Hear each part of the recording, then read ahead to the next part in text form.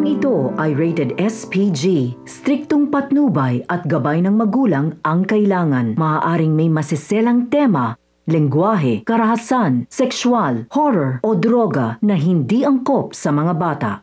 Warning. The following content may contain elements that are not suitable for some audiences. Viewer discretion is advised. 50 crimes that will shock you to the core. Number 11, Chris Kremers and Lisanne Froon. Another creepy mystery that resonates with me is the disappearance of Chris Kremers and Lisanne Froon. Long story short, two Dutch girls visiting Panama decided to go on a hike a day before we were scheduled to meet a guide for a tour, and they go missing the same night. 10 weeks later, their remains and possessions are found downstream where the girls were hiking. What creeps me out about this disappearance is the pictures that were found on Lisanne's camera that turned up in the remains. The pictures go from unusual nice pictures of landscape of the girls posing with landmarks to cryptic pictures of the darkness as what many assume were attempts to use the flash of the camera to act as a signal for rescuers. Also, there was a photo of back of Chris' head with the possible look like a blood by her temple. Just the fact that no one knows what happened to these two during their time in the jungle is what most unsettling about this mystery. Daniel Laplante's murder. Daniel Laplante is a triple murderer. He killed a nursery school teacher and her two kids in 1987. After a massive manhunt, they could not find him. The ultra creepy thing is what happened. He was eventually discovered after being in the run in a closet of a girl he dated. She opened her door one night to see him standing there, in her mother's clothes, face smeared with makeup, holding a machete.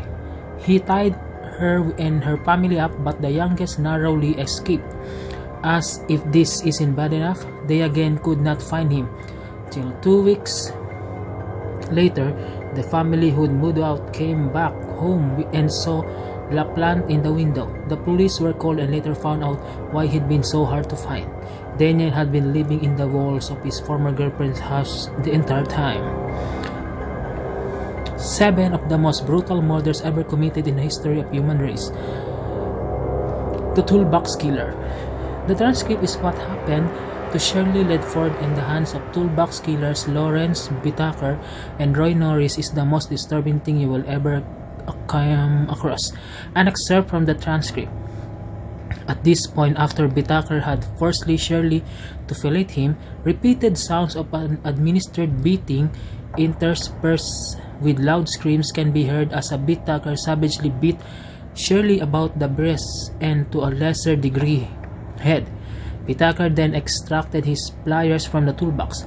Shirley then emits several high-pitched, prolonged screams and cries of agony as Whitaker alternately squeezes and twists her labia, clitoris, nipples, and breasts with the pliers. Whitaker then returns the pliers to the toolbox. Banging sounds can also be heard throughout, which are believed to have been made as Shirley came into contact with the walls and inner contents of the van as she writhed and fell. Ledford, my God, please stop it, screams. Whitaker, is the recording going? Yeah. Whitaker, scream baby, scream some baby. Number 2, Kellyanne Bates. Bates was horrifically tortured for days before her tormentor finally killed her. Below are few examples of what she went through. According to Wikipedia, Kellyanne Bates, 18 of May 1978 to April 16, 1996, was a British teenager murdered on April 16, 1996 at the age of 17 in Manchester are being tortured for 4 long weeks.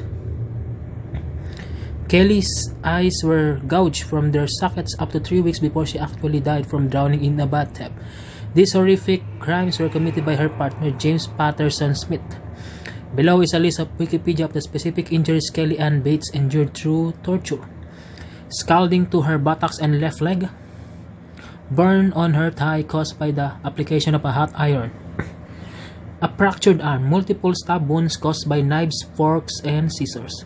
Stab wounds inside her mouth. Cross injuries to both hands. Mutilation of her ears, nose, eyebrows, mouth, lips, and genitalia. Wounds caused by a spade and pruning shears. Both eyes gouged out. later stab wounds to the empty eye sockets, partial scalping.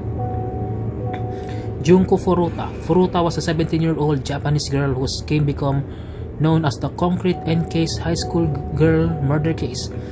Furuta was kidnapped by 4 teenage boys, and aside from the brutality of the assault against her, the most disturbing thing is she was held at one of the kidnappers' house, and his parents were present the entire time, know what was going on, and did nothing to stop it. Also extremely disturbing is that Furuta turned 17 while she was in a captivity enduring these horrors. These are some tremendously upsetting to know about.